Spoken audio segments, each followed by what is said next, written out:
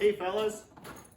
Well, let me tell you a story about Johnny Optimistic. Now, we've seen the story about Johnny Skeptical, but Johnny Optimistic was born around 1982, even though he seems to have been frozen in time in sometime in the 1950s.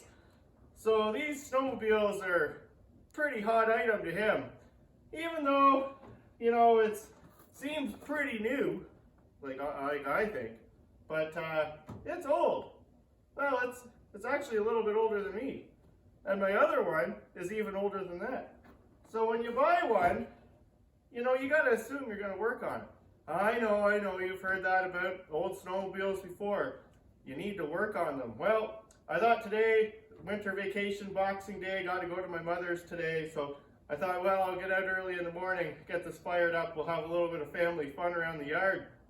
But I've never ran this before. But the previous owner, as far as he remembered, nothing wrong with Brian or anything, but or the guy that I bought it from, but they put all new fuel lines on, said the carbs were all clean, and then never ran it because he didn't want to get fuel in it if he wasn't going to use it.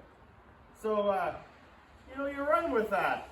So the primer's dry, you know, your feet, blah, blah, blah, blah, yada, yada, yada. Anyway, you pull and pull and pull, and then when you think you're done pulling, you pull some more, and it fires once in a while. You know, that gives you a little bit of hope. You know, maybe next pull it'll go. And then it doesn't. And then it gives that one little fire, and then it doesn't again. And you keep going and going and going. And then, oh boy, you clean the spark plugs several times. And this time I sandblasted the spark plugs. Clean them all. Oh, they're like brand new because, you know, they're hard to get because these old sleds, everybody buys them up. You go to Canadian Tire, this shelf is empty. So anyway, fires right up.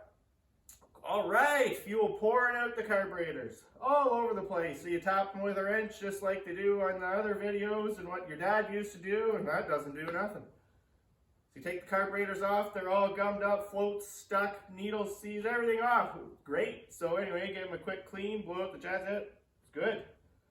So I come out here and I pull, and I pull, and I pull some more, pull some more. The primer's working now. Pull some more, still won't go. Give a little shot of that Ace Mechanic. The little red can there, still won't go. Nothing, not a fire. Pull the plugs, plugs are wet. Clean the plugs off with the torch, sand them a little bit, put them back in, pull some more. Well, you know what I'm not used to is I actually, when the carburetor was overflowing, I had to shut it off with the switch here. Oh, but don't let that fool you. The switch, the wires are cut off, so it doesn't do anything. So then, I turned off the key, but the hood's open, so you forget about it. Well, I forgot about it. I turned on the key, boom, fired right up. Just like that. So I took it for a few rides around the yard. I just pulled up to take this video, didn't even have to shut it off with the key. It won't idle, it just shuts itself off. So, we'll see if it even runs. I don't know if it runs. Key's on, I'll check it this time. This doesn't matter. Oh! I had taken my Ace Mechanic away with me around the yard. Oh.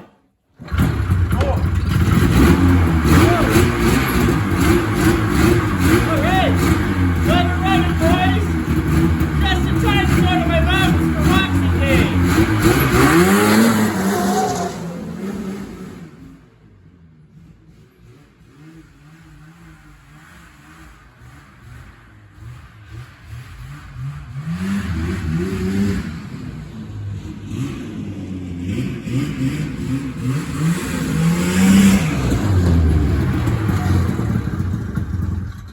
So, there we go. Time to put her away for Boxing Day, and we'll see if she runs tomorrow. You have a great day, and Merry Christmas, Happy New Year, all that stuff.